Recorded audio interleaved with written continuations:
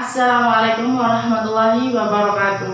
Perkenalkan, saya Rafika Putri Ayu Kusuma Ningrum dari program studi S1 Keperawatan tingkat 1 kelas C akan melakukan satuan acara penyuluhan yang berkaitan dengan COVID-19. Berikut ini adalah penyuluhan yang akan saya lakukan.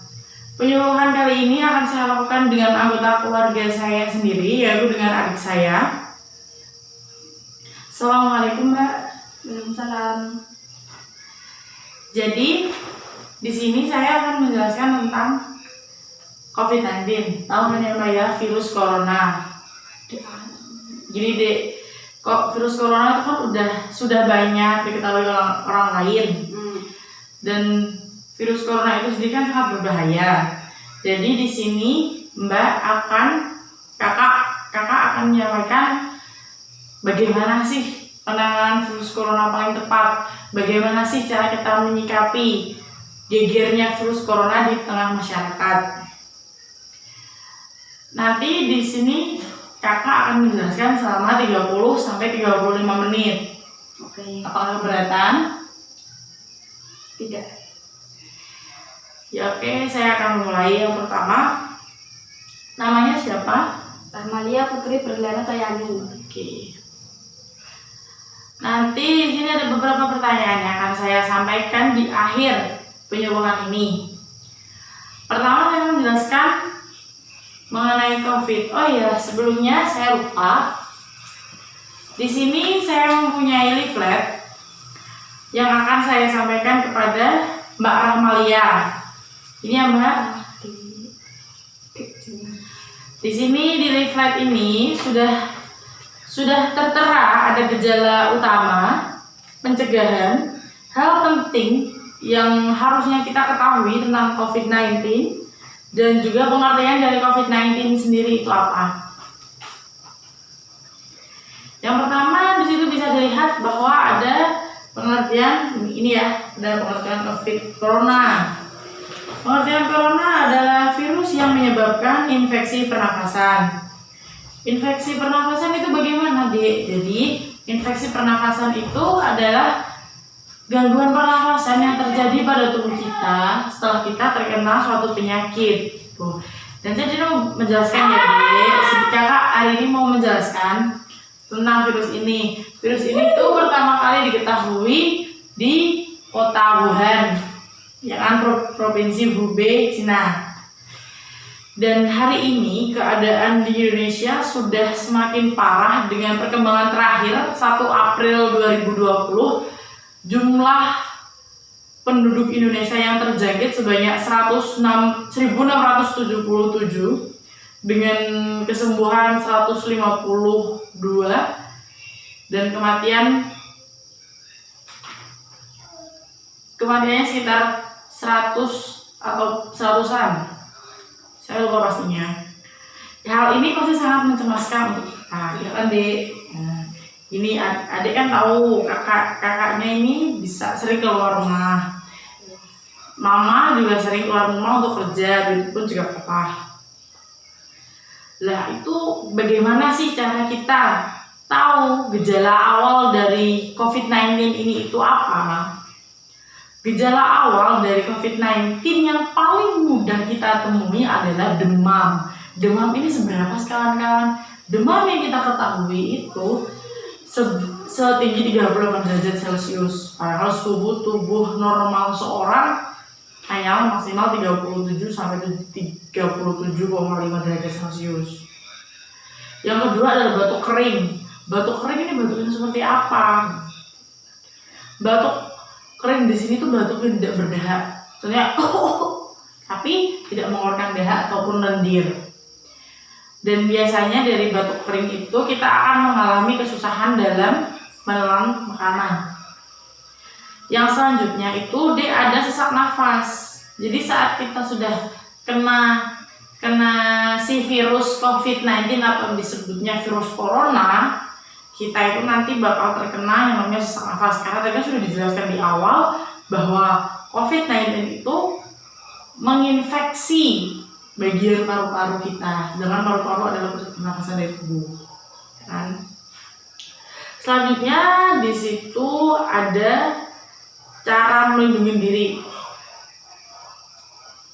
Untuk semuanya, cara melindungi diri sudah banyak kita ketahui, bahkan sudah banyak diberitakan oleh pemerintah cara-cara tepat untuk melakukan perlindungan diri. Seperti kita tetap berada di rumah atau sering kita sebut dengan hashtag stay at home. Kita diminta untuk tetap berada di rumah selama 14 hari deh.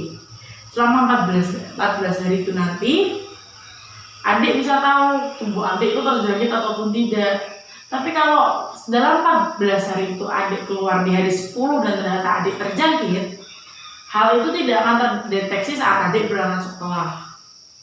Begitupun dengan kakak ya. Selanjutnya adalah kita selalu digembor-gemborkan dengan jaga jarak 1 meter. Jaga jarak 1 meter ini memungkinkan virus lebih jauh untuk menjangkau tubuh kita. Yang selanjutnya adalah komunikasi langsung. Kita harus menghindari orang yang terkena COVID-19 ini. Terus kalau ada pertanyaan, gimana caranya kita mengetahui bahwa beliau sudah terkena COVID-19? Tadi dengan ciri-ciri tersebut ya, sesak nafas dan dia sering terbatuk, maka lebih baik kita menghindari beliau untuk beberapa waktu deh, tidak untuk mendekati, untuk sementara waktu. Dan sering juga digembor-gembor social distancing. Apa sih deh itu social distancing? Ada jarak sosial itu. Iya. Nah itu social distancing itu bukan jarak sosial, tapi kita menjaga jarak. Ya, kita bukan jaga jarak, tapi kita menjaga agar kita tidak terlalu sering berkontak sama orang lain. Kontak langsung seperti berjabat tangan itu tidak perlu untuk saat ini. Terus sisanya adalah cuci tangan sesering mungkin dan menjaga kebersihan. Ini sangat penting untuk semuanya, termasuk adik, bahwa menjaga kebersihan itu sangat penting bukan hanya saat terjadi coronavirus ini, namun juga untuk kedepannya kita harus tetap menjaga kesehatan. Yang selanjutnya adalah menjaga kekebalan tubuh atau imun tubuh. Hal ini dapat dilakukan dengan berjemur. Tapi berjemur itu yang benar seperti apa kak? Aku nggak tahu, aku masih kecil, ya kan? Berjemur yang baik itu di pukul 10 hingga 11 siang. Untuk ukuran anak kecil cukup 5-10 menit dan untuk remaja hingga dewasa cukup 10-15 menit di bawah sinar matahari langsung. Yang terakhir adalah hal penting yang harus kita ketahui tentang COVID-19. Yang kita harus ketahui tentang COVID-19 itu ada 3 hal paling penting. 3 hal paling penting ini diungkapkan oleh WHO dan diangkat oleh Kementerian Kesehatan Republik Indonesia yang disampaikan pada website www.covid19.government.id. Itu disebutkan ada 3 hal, yaitu mengurangi risiko terpapar virus. Jadi kita dalam penanganan COVID-19 ini untuk kita terhindar, cara pertama adalah dengan mengurangi risiko terpapar virus. Pengurangan risiko terpapar virus ini kita dapat seperti tadi kita melakukan social distancing, kita tidak sering keluar rumah, dan juga kita tidak melakukan kontak langsung dengan penderita. Dan selanjutnya adalah cari sumber informasi yang benar atau no hoax. Ini bagaimana kak? Saya masih kecil, belum tahu mana yang betul, mana yang salah. Ini dapat kita lakukan, jadi kita dapat melakukan hal ini atau pencarian informasi ini dari website tertentu seperti tadi yang sudah kakak jelaskan. Kita dapat memperoleh informasi ini dari sumber-sumber terpercaya seperti sumber dari pemerintah kesehatan ataupun dari pihak kesehatan desa, dari pihak pemerintahan desa dan lain-lainnya. Dan yang terakhir adalah penanganan saat kita sudah terpapar virus. Hal ini mungkin yang sedikit dibingungkan oleh semuanya yang menonton video saya. Bagaimana cara menangani apabila kita sudah terpapar virus? Kan berarti sudah tidak ada harapan hidup. Tidak ada kata seperti itu. Harapan hidup masih ada untuk kita. kita. Walaupun banyak dikatakan di luar sana yang sering mengalami kematian dari COVID-19 adalah orang lanjut usia dikarenakan imunitas sudah turun, namun tidak memungkinkan bahwa harapan hidup untuk lansia tersebut masih ada.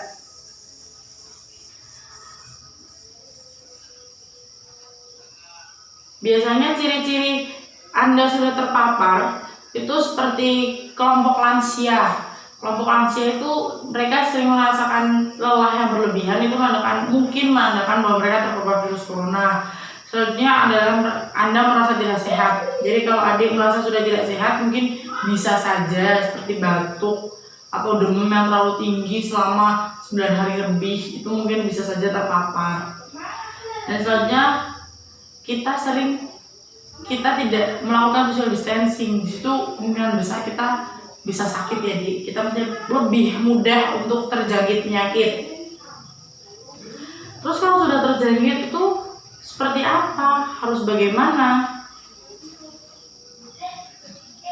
Di sini banyak sekali yang beranggapan bahwa KLB seperti saat ini, KLB itu kondisi luar biasa yang meliputi pandemi corona. Kenapa disebut dengan pandemi? Karena hampir seluruh dunia mengalami hal tersebut. Jadi secara merata. Di situ banyak yang menggunakan APD, sedangkan kita ketahui bahwa para medis yang berada di rumah sakit pun kekurangan APD yang seharusnya mereka dapatkan. Sebenarnya untuk masker dan APD lain itu hanya dapat kita gunakan dalam waktu-waktu tertentu. Seperti gunakan masker apabila kita sedang bersin-bersin saja. Yang kedua, kita menggunakan masker efektif apabila kita sering mencuci tangan. Jadi saat kita menggunakan masker, tangan kita berada dalam kondisi yang bersih. Dan yang selanjutnya, bila menggunakan masker, kita gunakan secara benar dan membuangnya secara benar pula. Jadi saat kita menggunakan, kita tidak asal masker kita pasang seperti ini, tapi masker kita pegang bagian talinya, kita pasangkan seperti itu. Tapi kalau nanti melepas pun seperti itu, talinya kita pegang, kita lepaskan, bukan kita pegang yang depan. Karena saat kita memegang yang depan, berarti virus yang tadi kita sudah tutupi dengan masker agar tidak masuk ke mulut, hidung, dan telinga sebagai sasaran virus tersebut, tapi akhirnya masuk melalui tangan kita, dan akhirnya kita pun terpapar. Seperti itu. Jadi masker itu bukan untuk seluruh kalangan masyarakat, apalagi untuk yang tidak merasakan sakit. Masker sebenarnya diperuntukkan untuk orang-orang yang sudah terpapar dan tenaga medis. Namun untuk saat ini disarankan untuk masyarakat dapat menggunakan masker sebagai perlindungan pertama, yaitu dengan masker kain, untuk mengurangi jumlah pemakaian masker sekali pakai dan memudahkan para tenaga medis kita yang sedang berjuang di luar sana.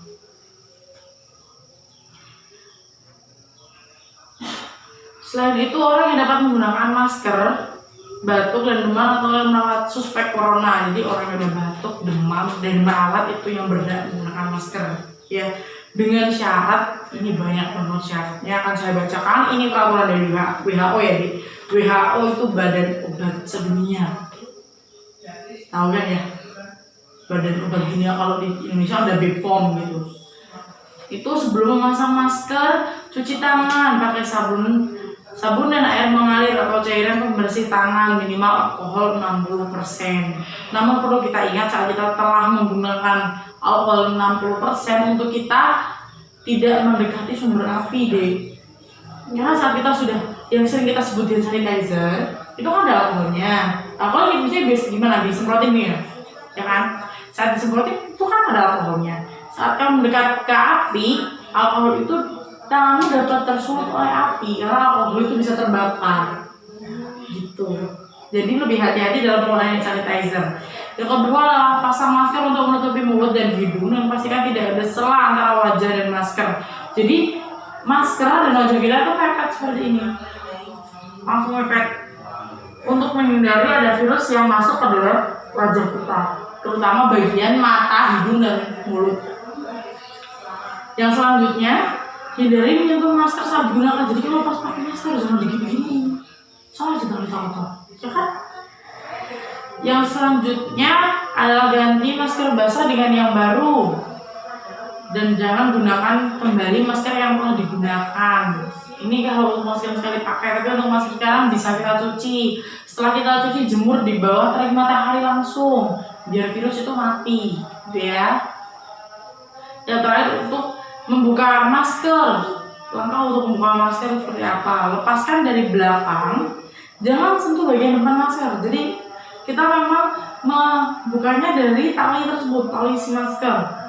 Setelah itu buang segera di tempat sampah tertutup atau kantong plastik, jangan dibuang di air karena virus tersebut dapat menyebar melalui air ataupun benda-benda lain. Lalu cuci tangan kita dengan sabun dan air mengalir atau menggunakan hand sanitizer tersebut. Di sini kakak mau menambah dikit ya Dik ya, bahwa penggunaan hand sanitizer itu hanya untuk keadaan-keadaan kita mendesak, seperti saat kita pergi ke suatu tempat dan di situ tidak ada air, tidak ada sabun, maka kita diperkenankan untuk menggunakan hand sanitizer. Tapi saat kita berada di rumah, alangkah lebih baiknya kita mencuci tangan. Karena apa Dek? Saat kita mencuci tangan, tangan kita itu jauh lebih bersih dibandingkan menggunakan hand sanitizer. Adik udah tahu caranya cuci tangan yang betul? Belum. Sekarang kita belajar ya. Bisa diletakkan dulu. Hari ini kita mau belajar cara mencuci tangan yang betul. Yang pertama itu seperti ini. Terus satu, seperti ini. Dua,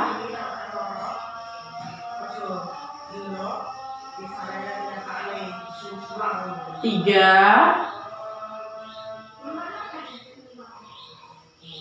empat,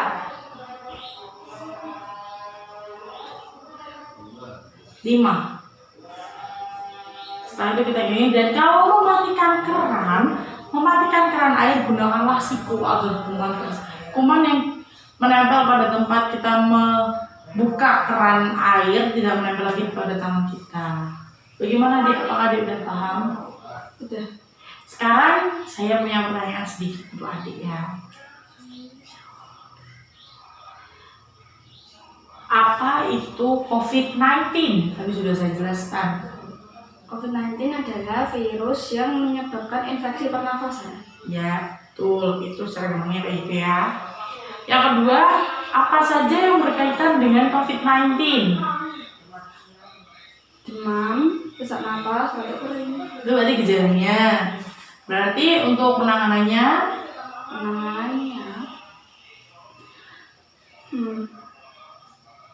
cari sumber informasi yang benar, stay at home, jaga kebersihan, jaga imun tubuh. selanjutnya apa itu 3 hal yang dimaksudkan sebagai hal terpenting dari COVID-19?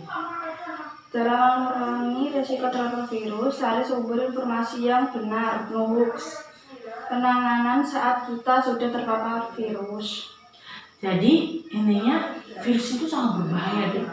Namun tidak menutup kita juga bahwa kebersihan kita di rumah dan di lingkungan masyarakat dapat memusnahkan virus ini. Karena virus ini juga dapat bertahan beberapa jam dalam benda, contohnya di kursi ini. Di kayu itu bertahan sekitar 5 jam.